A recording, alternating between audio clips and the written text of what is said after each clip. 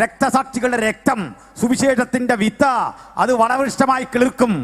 ആ വൻവൃക്ഷത്തെ തകർക്കാൻ ഒരു മഹാമാരിക്കും കഴിയില്ല. അതിശക്തമായി അഞ്ഞടിക്കുന്ന ഒരു കൊടുങ്കാറ്റിനും കഴിയാത്ത വിധത്തിൽ അചഞ്ചലമാണ് ആ നാമമെങ്കിൽ ഒരു കാര്യം നിങ്ങൾക്ക് ഇന്ന് കാണാം.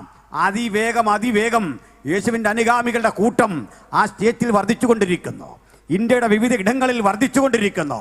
ഇന്ത്യ മഹാരാജ്യത്തിൽ ആര് ഞങ്ങൾക്കെതിരെ അക്രമം അഴിച്ചുവിട്ടാലും കേസ് കൊണ്ട് പ്രതിരോധിക്കുന്ന രീതിയൊന്നും ഞങ്ങൾക്കില്ല. സ്റ്റാൻ സ്വാമി എന്നറിയപ്പെടുന്ന ഒരു കർത്തദാസൻ ഉണ്ടായിരുന്നു, ഒരു കത്തോലിക്ക പുരോഹിതൻ. അദ്ദേഹം വളരെ പരിണതപ്രജ്ഞനായ അനുഗ്രഹിക്കപ്പെട്ടൊരു മനുഷ്യനാണ്. അദ്ദേഹത്തിന് ഒരിക്കൽ ഒരു അറസ്റ്റ് വരിക്കേണ്ടി വന്നു. അദ്ദേഹത്തിൽ ചാർത്തിയ കുറ്റം മാവോയിസ്റ്റ് ആണെന്നാണ്. സ്തോത്രം. മാവോയിസ്റ്റുകളെ സഹായിക്കുന്നു എന്നൊക്കെ കുറ്റം ചുമത്തി വിചാരണ കൂടാതെ തടവറയ്ക്കകത്തിട്ടു. ദീർഘനാളിലെ വിചാരണയ്ക്കും ആ തടവിനും ശേഷം ആ കാലഘട്ടത്തിൽ അദ്ദേഹത്തിന് പാർക്കിൻസൺസ് രോഗം പിടിച്ചു. ശരീരം വിറക്കിയ അദ്ദേഹത്തിന് കൊണ്ടുവെക്കുന്ന ഭക്ഷണം എടുത്ത് കഴിക്കാൻ വയ്യ, ചായ കുടിക്കാൻ വയ്യ, വെള്ളം കുടിക്കാൻ വയ്യ. ഇതാണ് അവസ്ഥ. ദാഹം കൊണ്ട് വരിഞ്ഞ് അദ്ദേഹം വളരെ ബുദ്ധിമുട്ടി ഈ വെള്ളമൊക്കെ കുടിക്കും. ഒരിക്കൽ വന്ന ജയിൽ വാർഡിനോട് പറഞ്ഞു, എനിക്കൊരു അപേക്ഷയുണ്ട്, ഒരു ആഗ്രഹമുണ്ട്, വെള്ളം കുടിക്കാൻ ഒരു സ്ട്രോ കിട്ടണം.